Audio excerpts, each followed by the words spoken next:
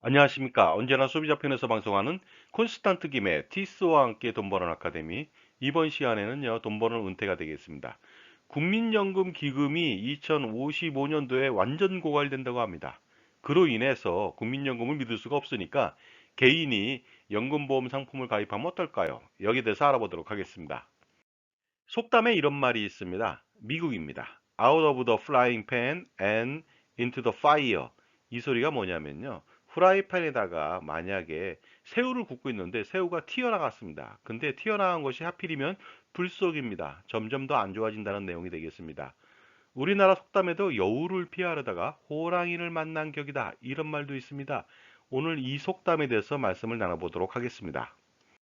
우리의 은퇴를 책임지는 은퇴의 최고 보루는 다른 것이 아닙니다. 바로 국민연금이 되겠습니다. 다른 것은 없더라도 국민연금만 남아있으면 우리의 노후는 책임질 수가 있다는 것이죠.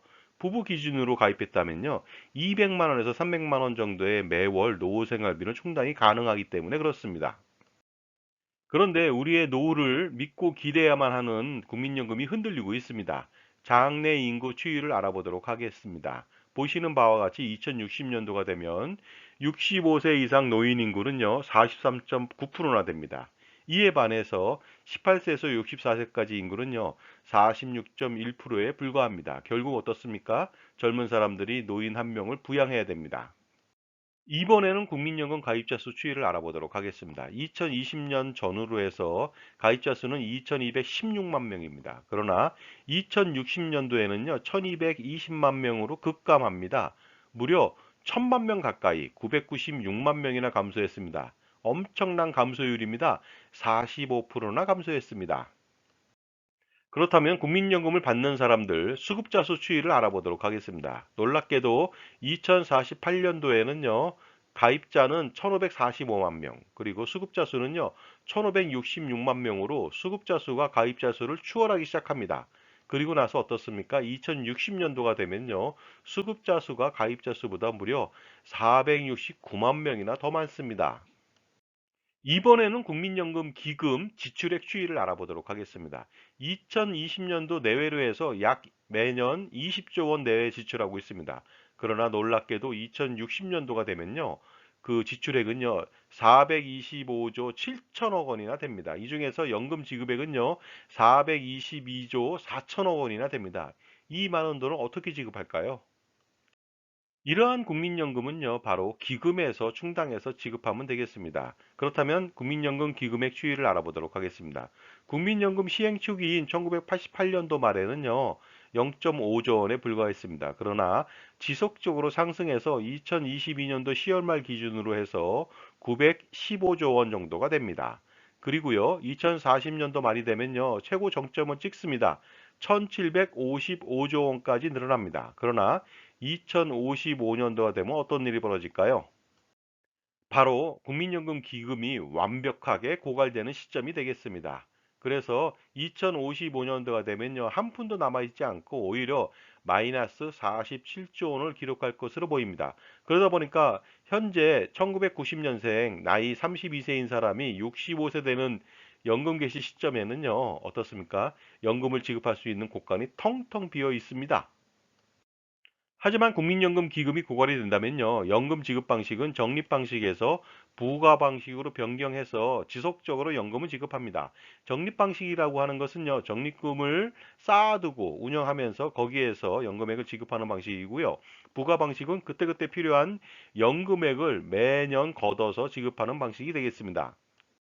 결국 부가 방식이라고 하는 것은요, 매년 연금 지급액을 산출을 합니다. 예를 들어서 450조 원이 필요하다고 판단하면요, 그 450조 원을 가입자들이 나눠서 매년 분담을 하는 구조가 되겠습니다. 예를 들어서 2060년도에 가입자는 1220만 명입니다. 450조 원을 분담하려면 매달 306만 원씩 납부해야 됩니다. 이것을 매년 물가 상승률 2.5%로 현재 가치로 할인한다면요, 현재 가치로도 120만 원을 납부해야 됩니다.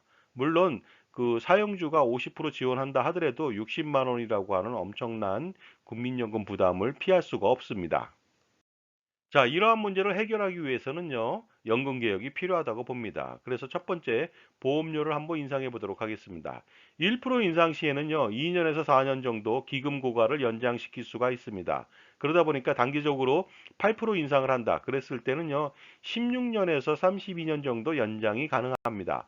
8% 인상한다면 현재 9%니까 17% 정도가 되는데요. 참고로 OECD 평균은요, 18.2%가 되겠습니다.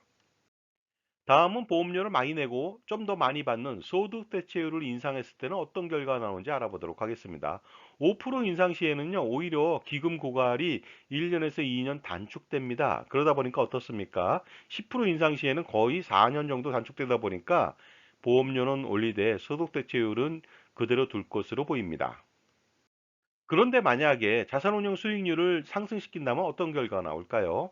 1% 상승 시 4년 정도 기금 고갈을 연장시킬 수가 있습니다. 그러다 보니까요, 4% 투자 수익률을 인상했을 때는 16년 정도 연장이 가능합니다.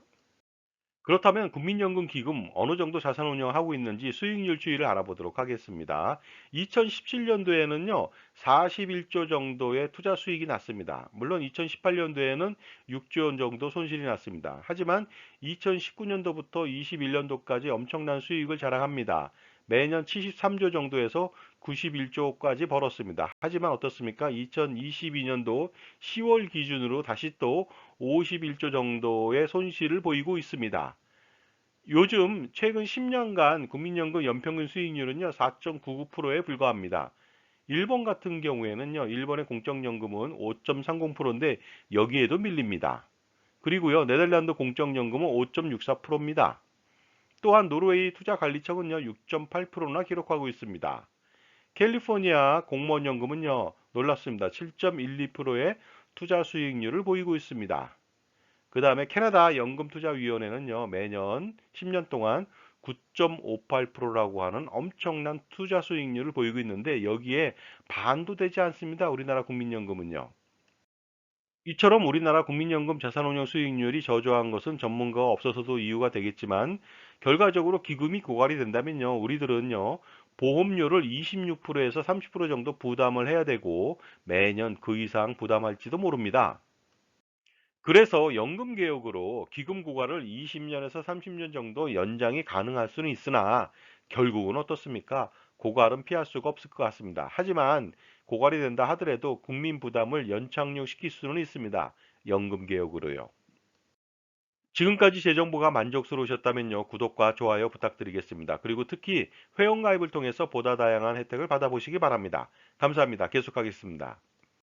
그런데 남의 불행, 남의 위기는 나한테는 기회가 될까요? 국민연금 기금이 완전 고갈로 연금 지급에 대해서 불투명하거나 아니면 연금 지급을 할 수 없다는 사유로 일반적으로 연금보험 상품 판매를 강화시키고 있습니다. 과연 이것이 올바른 선택이 될 수 있을까요? 그런데 아직까지 소비자들은요, 연금에 대한 태도는 이런 것 같습니다.